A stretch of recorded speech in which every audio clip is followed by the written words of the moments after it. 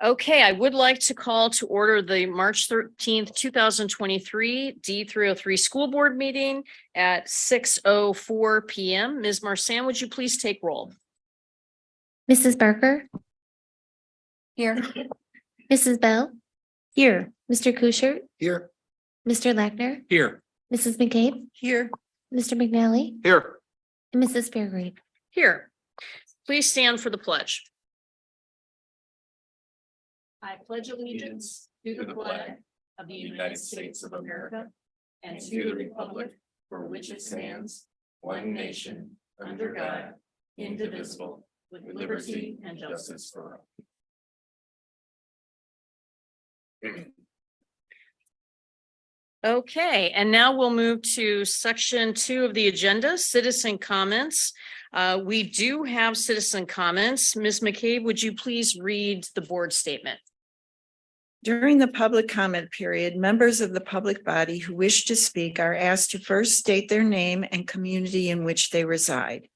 Each individual will have up to 3 minutes to address the board on a topic of their choosing.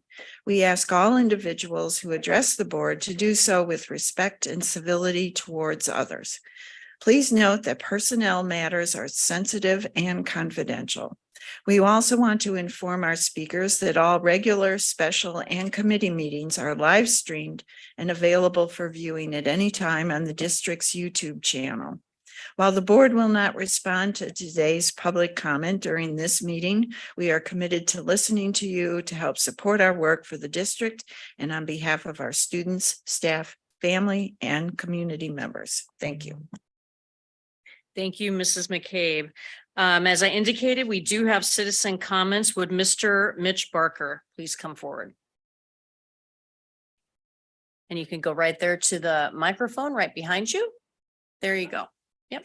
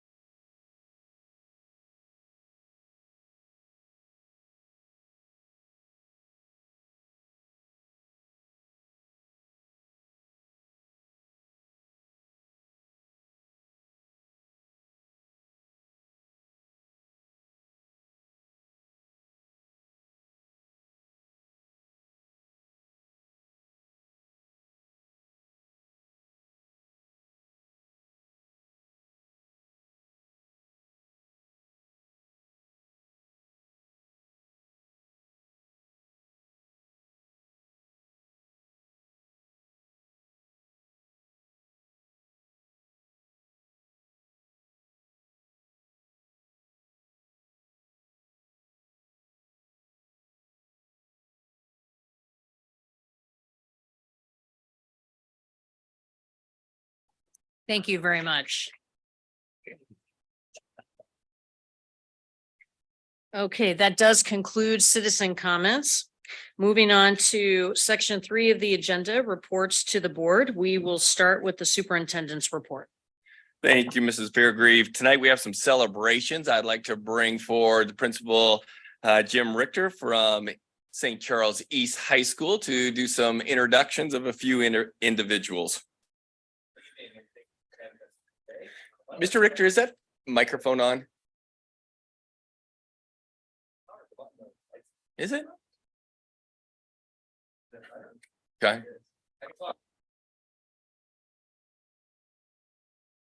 us here today. We are pleased to recognize two students who earned National Merit Finalist designation, as well as one student who earned a state championship in their sports. Why don't we start first with our state championship bowler, Lena Burgos. Please come on up here with her coach, Mr. Tom Cole.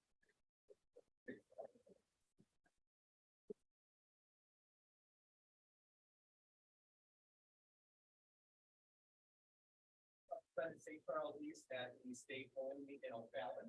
Is that right? O'Fallon. Rockford, I'm sorry, the O'Fallon. But in Rockford, but she won the state championship by a total of 70. So wow. Did a really great job, and that's what about experience. Put it on the spot. Yeah, thank you for recognizing the leaders. Years, because this really been a shining light. St. Charles supportive of everything that was done for her. Lena herself really pushes herself to do not just great things on things, but it's great to I had her this year, last year, and I had her as an athlete. So to have that experience, have this recognition, it's great. So really appreciate it. Absolutely. Congratulations. Thank you. Thank you for coming out. And, Lita, senior year? So what are your plans? Nice. Fantastic. You going to keep bowling there? You are. I love that. And studying, what do you hope to study?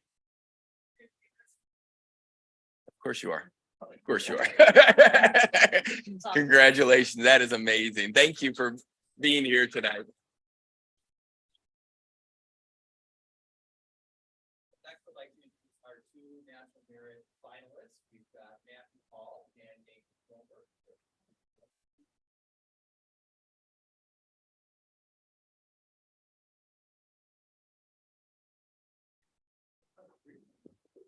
Yeah. Can we also have Andrew Nesterov join us from North? Mrs.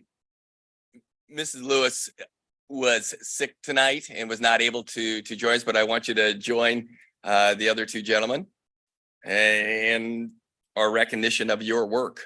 Yeah, so to achieve this status, you've got to be one of the top about 34,000 students in the nation. That gets you the National Merit Commendation, which is basically means you're pretty awesome. And then from there, with some supporting documents and just some school information that helps support the fact that in addition to the fact that they have done a really great job with the PSAT, but they've got really great academic marks in the classroom, as well as some other supporting documents from the school that helps support their finalist status. And so they are eligible for a variety of different scholarships to different corporations, and that really helps set them up for success moving beyond high school. Nice. Congratulations. What are your next steps? Come up to the microphone. Introduce yourself and next steps. I'm Andrew. I'm going to be doing chemical engineering at U of I. Congratulations. That is fantastic. Hi, my name is Nathan from St. Charles East. I'm undecided as of right now. Hopefully should be able to learn more by the end of the month, but I hope to study mathematics. Fantastic. My name's Matthew from East, and I'm also undecided, but also studying mathematics next year. Fantastic. Congratulations to the three of you.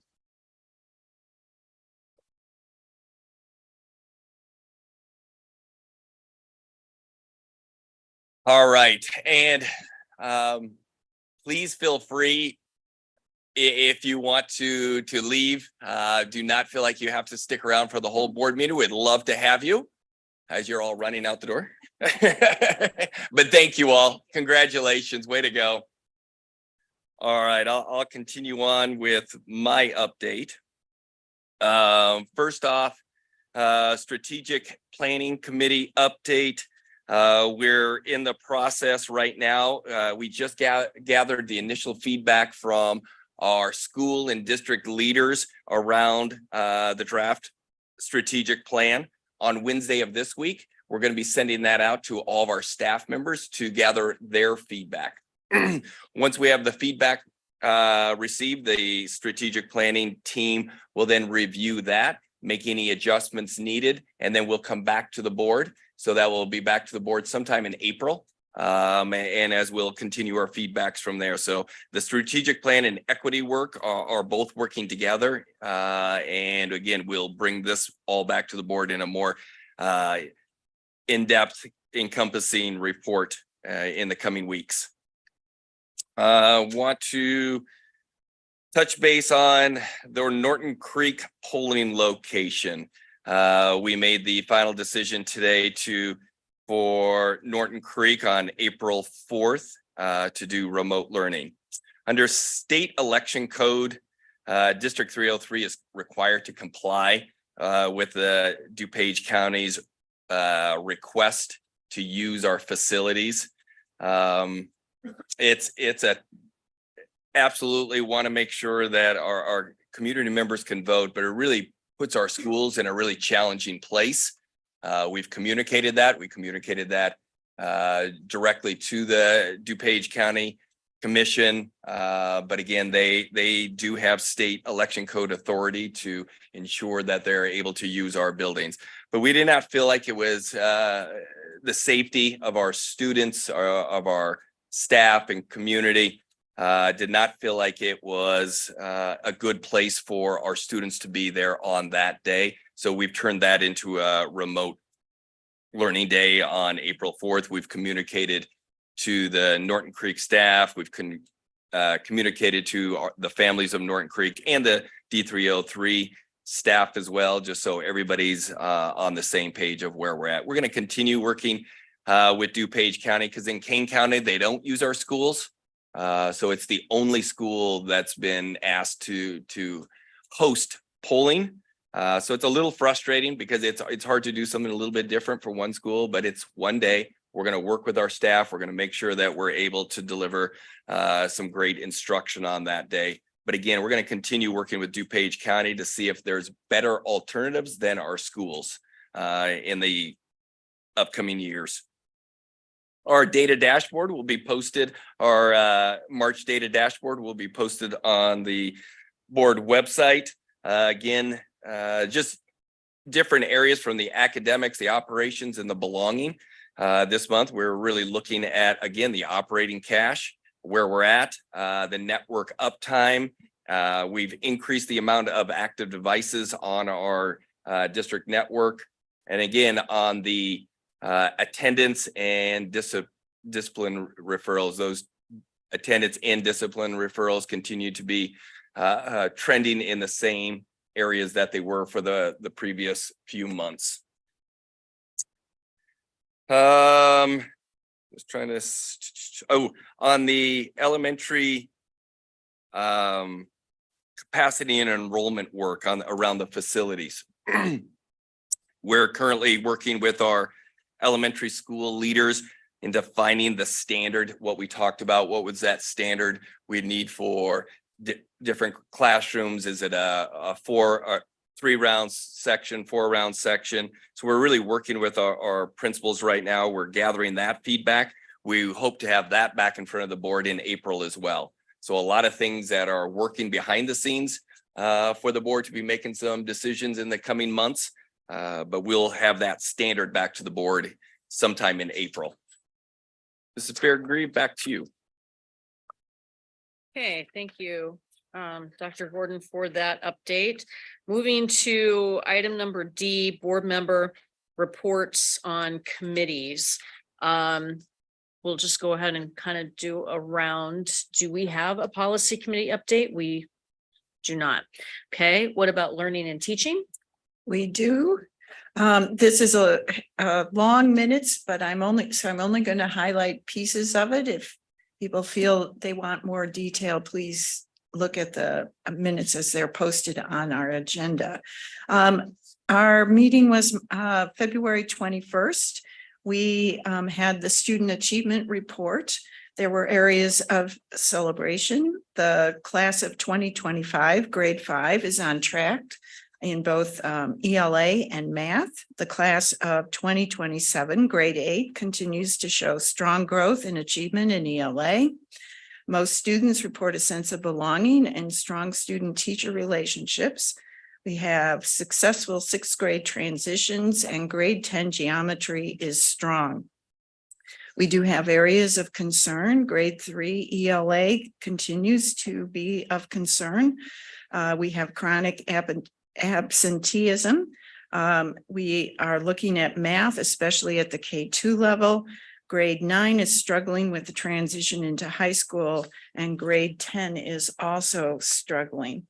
When we looked at the career and college and career readiness indicators, there have been many successful transitions. The class of 2029, our current 6th graders appear to have successfully transitioned into middle school, with almost 74% of the students earning a B or higher.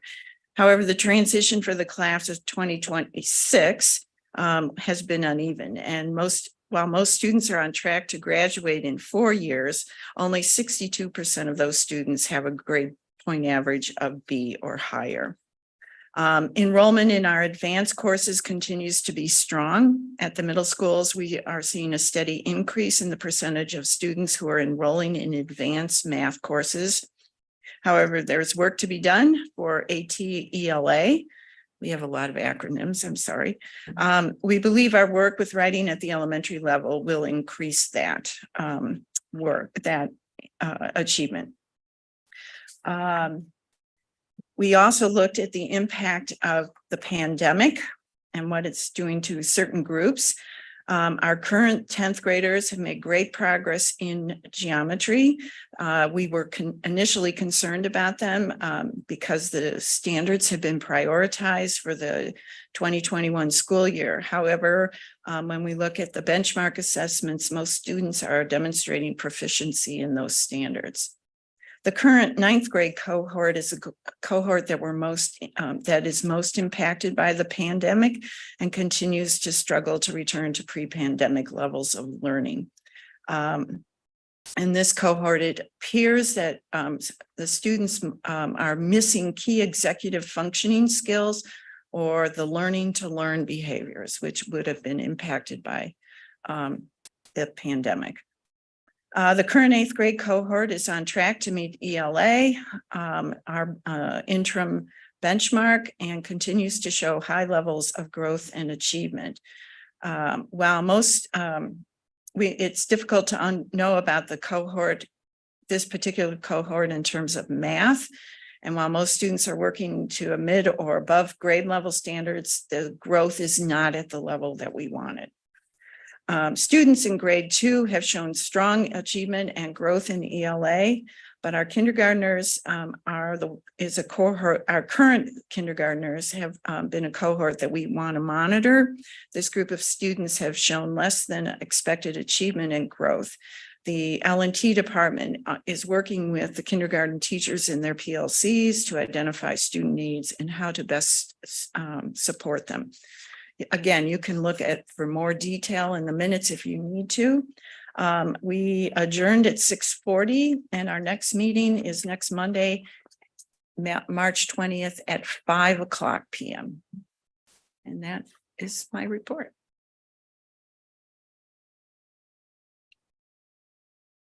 Okay, business services. Well, tonight's a special night, not only a long L&T discussion, but 2 Business Services Committee meeting reports. The first was a special Business Services Committee meeting that was held on the 23rd of February. And that meeting was specific for the results of the demographer study. So Robert Schwartz from RSP Associates was here to give a detailed breakdown of the demographic study of population or student enrollment changes that are likely to come over the next 5 years. The highlights of that, and I would encourage anybody who has a greater interest to really look at that report. It's available on the website and has some great insight into where and how student enrollment will change over time. But there were a couple of big takeaways. One, that the student population overall over the next 5 years is likely to be very close to stable. The second was that there's some capacity within the current fleet of buildings to really house the elementary school population, in spite of the fact that we have some capacity challenges in some of the schools in the way that they're configured today. Another was that there is a challenge associated with capacity utilization for the middle schools, and that there will really be a bubble of population in 3 years that will create a real capacity challenge in the middle schools.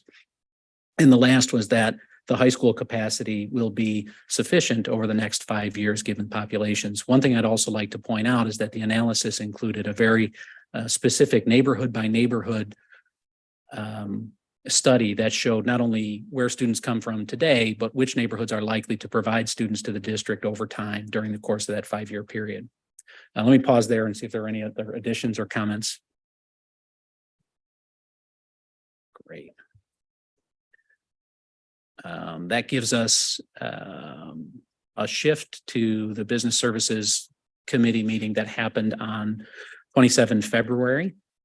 That meeting included several different items. There was a review of the January 30 financial statement for Mid-Valley, as well as the financial statement for B303. Those are included for information here. Mr. Attaway gave a TIF tax increment financing overview that I believe is published presently. Is that right? So we have that explained how TIFs impact revenue potential for the district. There was a discussion about the employee health benefits broker and consultant renewal, and you'll see that on the consent agenda today. Another renewal that you'll see on the consent agenda is the custodial contract renewal, under which we will extend under the terms of the contract. And the last was a detailed discussion about the demographer study that had happened in the Special Business Services Committee. And there are a couple of big outcomes from that discussion. And again, I'd refer folks to the live stream or the YouTube video to see the really detailed discussion that the board engaged in, which was a positive discussion. And I think there's a couple of steps. One, the committee asked the administration to really review the work from WOLD, the CAC, and RSP to figure out exactly what the best way to utilize the current fleet would be. After that completes review, the board will set some standards. Dr. Gordon talked about that in his review for how the district will use or set a standard for space consumption for classes. The next step would be to look at capacity opportunities and concerns, particularly around early childhood and the potential future growth or size of the demand for early childhood and how we might address that. We talked a lot about the ADA concerns that were raised in the WOLD report and the necessity to have those addressed. Last is that the committee recommended that facilities planning be a standing meeting agenda going forward in both Learning and Teaching and Business Services Committee. Then we had a discussion of future agenda items. Hey, thank you for that update, Mr. Lackner. Are there any other items that any board member would like to report on? There was a DPTO meeting prior to the demographer's report, so there was lots of questions about redistricting. And I would encourage us to consider the DPTO as a place where that conversation could be enhanced, because we have community folks there. And then otherwise the conversation was about after school enrichment, field trips, and AVIC. These are parents who work hard to give our kids and our teachers extras, and we meet again on Wednesday, I believe. So thank you. Okay. Thank you for that update. Okay, moving on to for discussion, we do have a capacity and facility usage item here. So Dr. Gordon, I don't know if you have anything additional. Yeah, I'll continue with the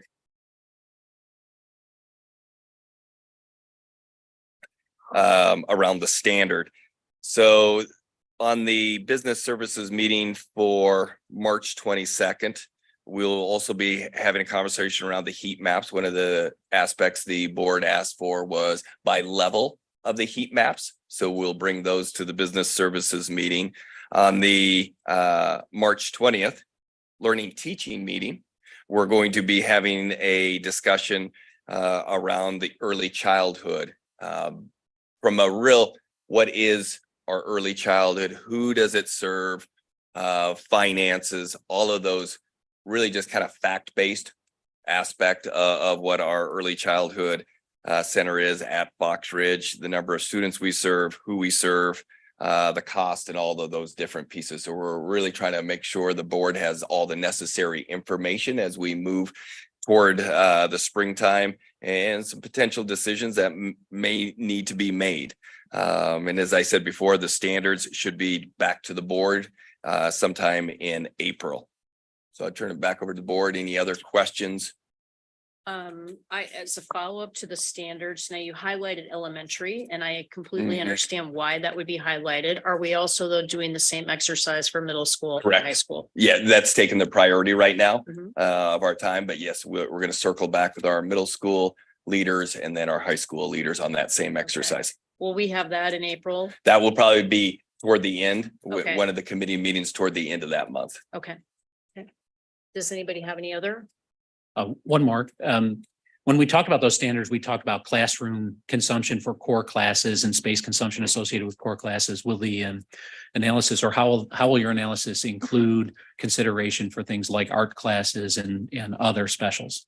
Yes, it will take in all of those considerations. What do we believe from the administration side of things? What are those areas that we believe should have a set classroom to function within, be it art, be it music, empower, any of those areas that we want to look at. So that will be a part of it. One of the aspects that the CAC and Wool did a beautiful job of was kind of that this is what we would want our classroom sizes to be. This is what the office size will be. That's not what we're going to be bringing to the board. So I don't want anybody confused that we're not looking for that long-term view of our size and all of those pieces. It is literally how many rounds, how many sections of a elementary should a school be able to hold? And what Mr. Lackner said, should art, music have their own space? And then once we bring that to the board administration, that's what we agree upon. From there, we would send that back to RSP to be then review our schools based off of that standard that we agree to. But one of the things I would like to, we had discussed this at the meeting. I want to make sure that when we're looking at the capacity, because this is something that kind of, when you discuss like essentially the values, you have to it's kind of a constant back and forth. I'd like to make sure that we're looking at those buildings kind of essentially as they were built, almost as though there are no kids in them, as there are no temporary walls or partitions or things. So we know the actual functional capacity of each building as we discuss these. Correct. Yes, we're taking it. Yeah, we're looking at the building as it's built. It is not a hope, wishes, or anything else. You know, if the board did X million dollars, we could do this. It is literally how the building is built, how the classrooms are being utilized, their current size. Like, you know, I've got there's 3 or 4 classrooms over at Munn Hall that are 760 square feet. We're not improving that class size. You know, that's going to be used for a class. It's what we have. We have a lot of that across our district. We have a lot of disparity in the size of different classrooms, but they are classrooms as long as they can fit, you know, a full class in them. Right. That's exactly what we're going to be What doing. I'm even talking about, you know, essentially removing the partitions that have been put up in some of them, just so that we know what the actual built capacity was. So for some that's buildings. the partition piece. I've gone out and looked. We don't have partitions that are splitting like an actual, you know, if this was a 950 square foot room and I've got a partition in the middle of the classroom, we don't have that. The only place where we do have partitions is if there's a classroom and then another classroom and it's a flexible wall that splits the two rooms. Yeah, 2 full size, but we don't have, I think it was mentioned at Fox Ridge, there was partitions there. I literally went over to look for them because sometimes when I'm walking around, I'm not 100% focused on that, but that's what I was focused on. So we don't have those there, but we're going to use the facilities as they currently are, without any enhancements that the board would have to pay for to be able to move that to another level. So just to clarify your statement then, so do we have classrooms that have partitions? No. Or not? Okay, thank you. much simpler way of addressing that. And I was able to, Dr. Gordon walked me, with me through Fox Ridge. There were no partitions. And if you haven't had a chance to walk through all buildings, I think, Mrs. Fairgrieve, you suggested we do that now, so you have a sense of what things look like. So, Administration would be happy to walk with one of us, or a school administrator would be happy to walk you through as well. So just let us know and we'll make that happen for you. How do the standards that you'll be bringing forward from admin, how will they correlate or work into the standards the board did prior? With the CAC and WOLD? I think they're No, I very, mean, the ones we had a discussion at the board table. We set standards in February last year. I'm sorry, I don't remember exactly. So if you look at the output from Wold, and it Thank talks you. about the 4 section 3 and all of that, that was based on discussions that the board had. it is that it will not be too dissimilar from that. The only thing that I want to caution is it's not going to have, hey, we would expect the principal's room, office to be 950 square feet. We're not taking into any consideration any of the aspirational aspects of what we would love for our buildings to be. We're literally using our buildings as they're currently configured, as Mr. McNally said, and then we're bringing to you the number of sections we believe each school. We're bringing the recommendation of art, music. Should they be in a designated classroom? Should it be on an art on a card? All of those different pieces. So it is a much tighter standard than the much larger aspirational one that CAC WOLD and the board approved, if that makes sense. Hopefully I'm being somewhat clear. Yeah, that helps. I was just wondering when you bring them back, then the board is going to have another full discussion about how we merge those. So I want to be super careful. They're not merging, because to merge the aspirational aspect would take a referendum. It would take millions and Sure, billions of dollars. I didn't mean that. I meant the ones that are currently doable in our district, where I can't remember. I can't go through all of them and say, this is what we said about X, Y, and Z, but I'm saying if they're dissimilar and it's something that we currently could do, are we going to then have a discussion as a board about that? So here's what I'm hearing. So what I'm hearing and expecting is that you will come back to the board with your and the cabinet's recommendation as far as the standard for elementary. You will have already taken into account the WOLD recommendation, CAC recommendation, and whatever other inputs, probably from leadership. Is that 100%. Okay, thank you. Yeah. Anything else? Okay. Okay, now we will move on to item 5 on the agenda. Do I have a motion to approve the consent agenda items 5A through 5P? So moved. Thank you, Mrs. Barker, and a second for Mr. Kuchar. Does anyone have something they would like pulled from the consent agenda? Okay. Moving then, is there any discussion related to the consent agenda? Okay. Ms. Marsan, would you please take roll call for the vote? Mrs. Bell, Yes. Mr. Kuchar, Yes. Mr. Lackner, Yes. Mrs. McCabe, yes, Mr. McNally, Yes. Mrs. Fairgrave. Yes, motion passes Okay. 7-0. I didn't ask Mrs. Barker. I apologize. Mrs. Oh. Barker. Thank you. Yes. All right. Now the motion definitely does pass 7-0. Thank you, Mrs. Barker. Okay, moving to item 6, which is for action. Do I have a motion that this Board of Education adopt the resolution before you authorizing and directing the president and secretary to give to the selected non-licensed employees listed on Exhibit 1, attached hereto, written notice of this board's decision to honorably dismiss said personnel effective as of the end of the 2022 to 2023 school term, and in view of the fact that resolution form in front of you is the same for these selected non-licensed employees, I recommend we adopt this like resolution.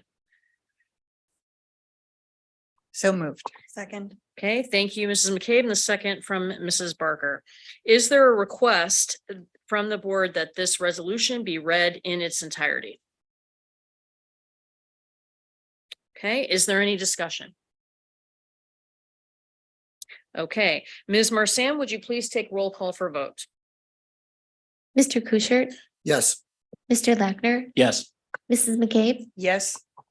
Mr. McNally, Yes. Mrs. Barker, Yes.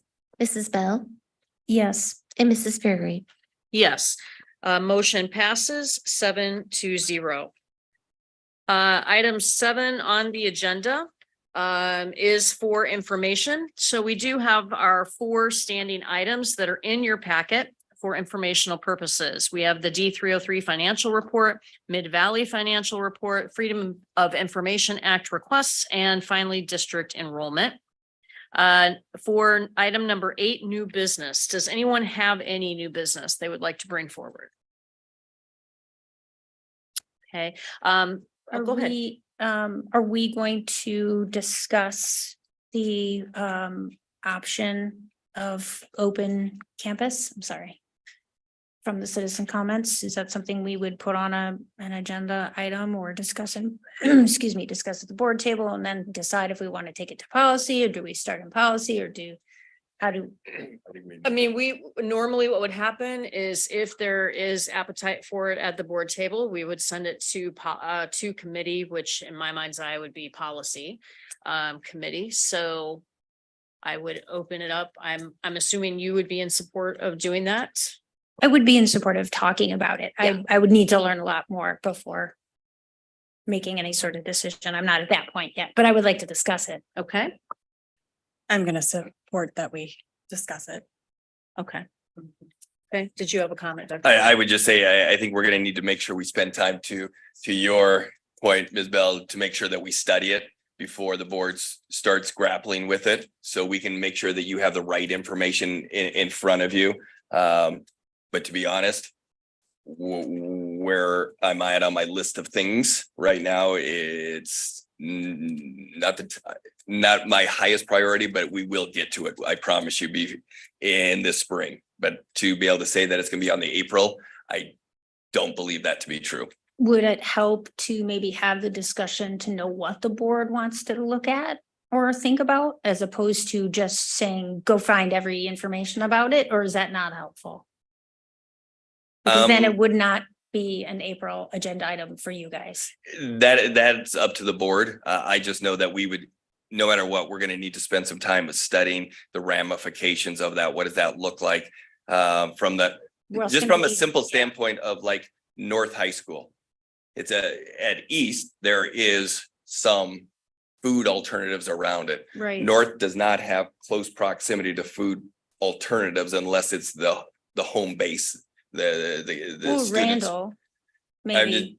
saying there's a lot of considerations that we got to think about, and I then think you're having there's- students on the road, all of those pieces, You also the need to- liability, yeah, all those safety. pieces. We can bring that to the board, but I think I can do a good job of organizing that, and I think in that May time frame, that'd be there, but it's totally up to board if you want to talk about it as a policy and give me further feedback.